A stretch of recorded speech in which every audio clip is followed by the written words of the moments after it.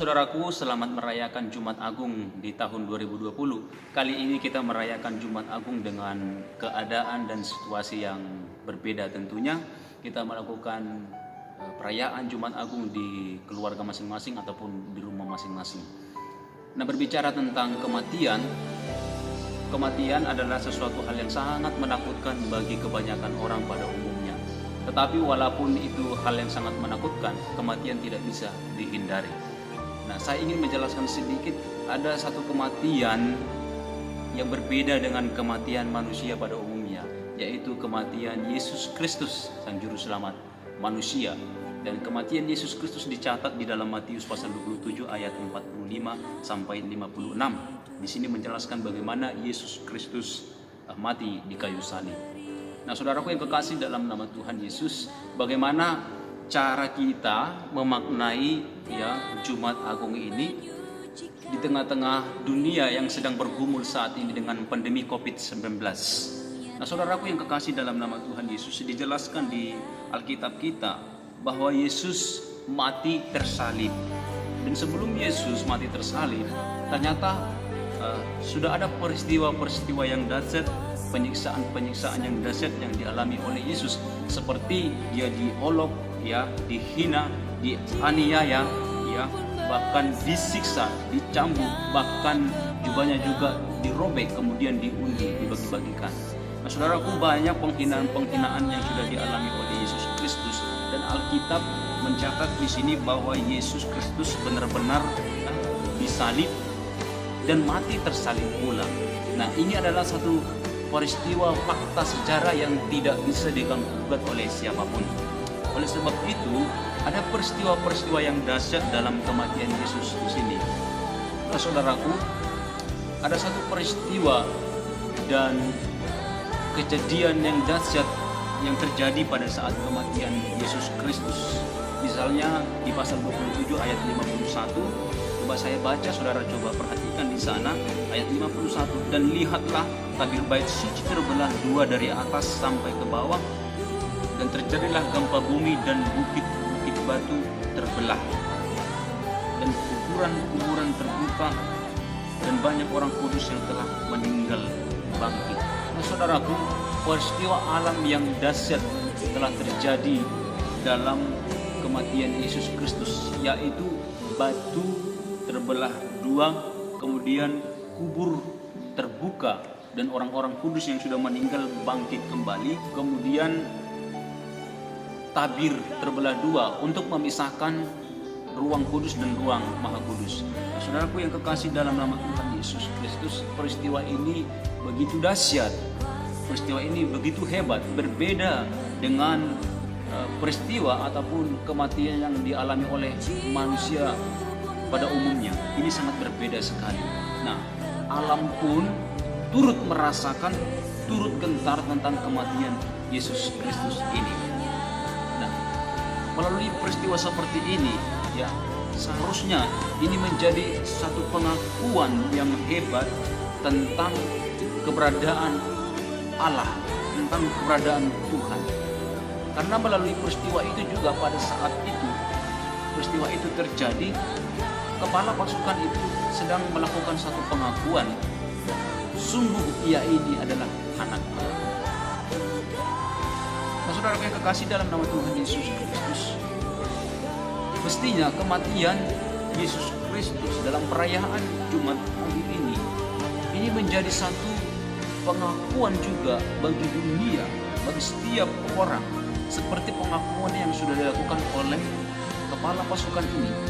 Sungguh ia ini adalah anak Allah. Ada satu pengakuan tentang keilahian, ada satu pengakuan tentang keberadaan Allah yang dahsyat. Kematian Yesus Kristus adalah suatu misi Allah yang sangat besar.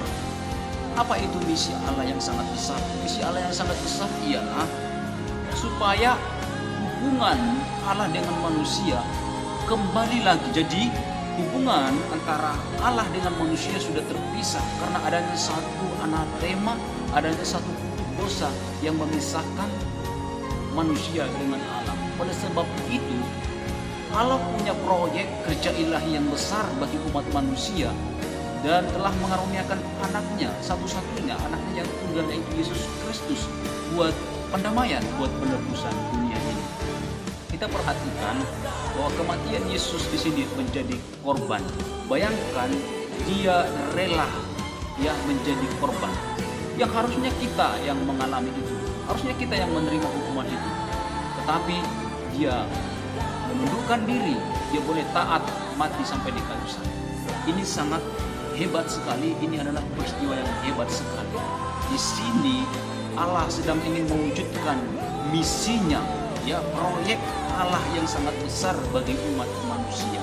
Nah, saudaraku, bagi saudara dimanapun Anda berada yang merayakan Jumat Agung di tahun ini, yang sudah terlibat merayakan Jumat Agung di tahun ini, keluarga saudara masing-masing, mari seharusnya saat kita terlibat merayakan Jumat Agung, kita juga turut terlibat dalam proyek Allah yang besar ini, dalam misi Allah yang besar ini, yaitu bagaimana supaya manusia dengan Allah itu berdamai, kembali pulih hubungannya.